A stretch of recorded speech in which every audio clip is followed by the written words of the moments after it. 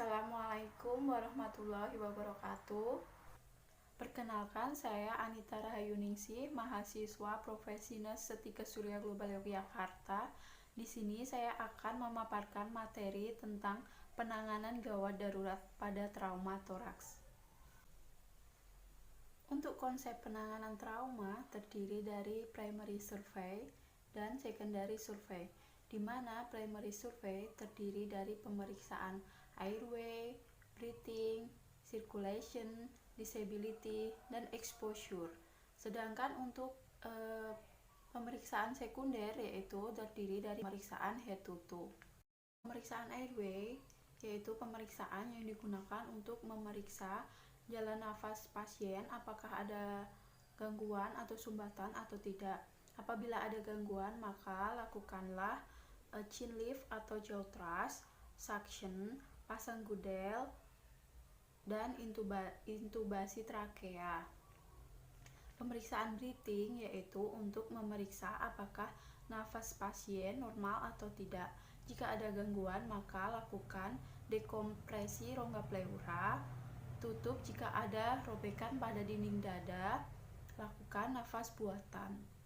Untuk pemeriksaan circulation yaitu untuk memeriksa sirkulasi peredaran darah apakah normal atau ada gangguan. Jika ada gangguan, maka hentikan perdarahan eksternal, segera pasang 2 jalur infus, berikan infus cairan. Untuk pemeriksaan disability yaitu untuk menilai kesadaran pasien. Nah, pada pemeriksaan ini sebaiknya menggunakan pemeriksaan AVPU yang lebih cepat daripada menggunakan pemeriksaan GCS. Untuk pemeriksaan exposure yaitu untuk memeriksa apakah ada cedera di tubuh pasien. Caranya yaitu dengan melepaskan baju pasien, kemudian kita cek semua anggota badan pasien apakah ada trauma atau cedera atau tidak.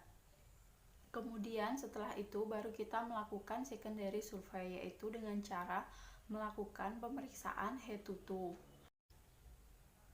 Untuk kasus trauma torak terbanyak yaitu yang pertama ada fraktur kosta, di mana patah tulang kosta dengan jumlah fraktur lebih dari 3 dengan posisi unilateral atau lebih dari 3 dengan posisi bilateral.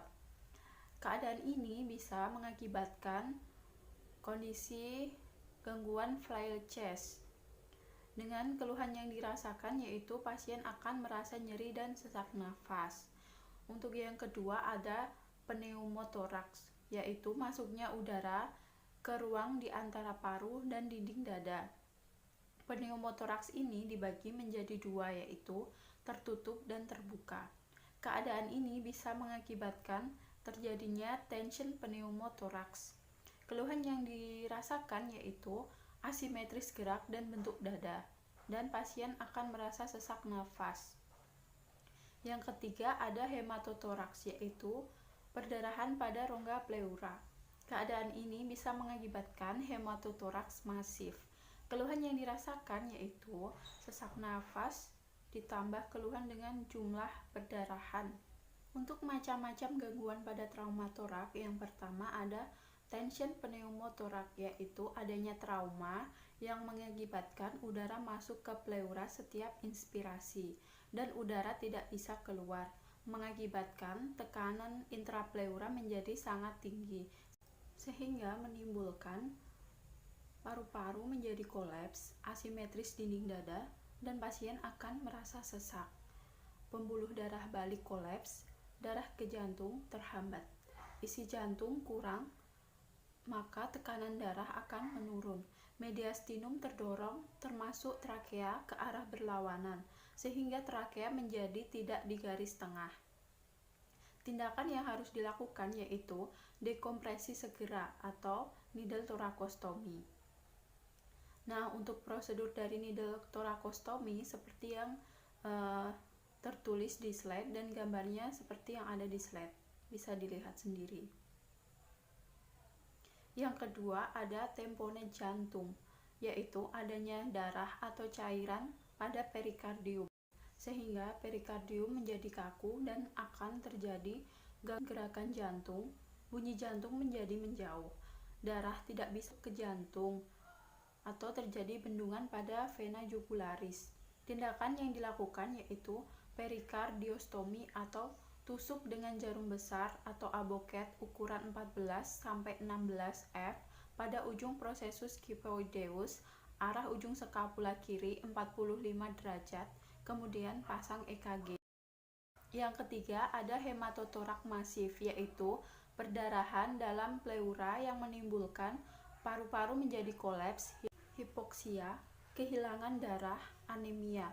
Tindakan yang harus dilakukan yaitu pasang WSD atau water seal drainase. Untuk prosedurnya seperti yang ditampilkan dalam slide dan gambarnya seperti yang ada dalam slide, bisa dilihat sendiri ya.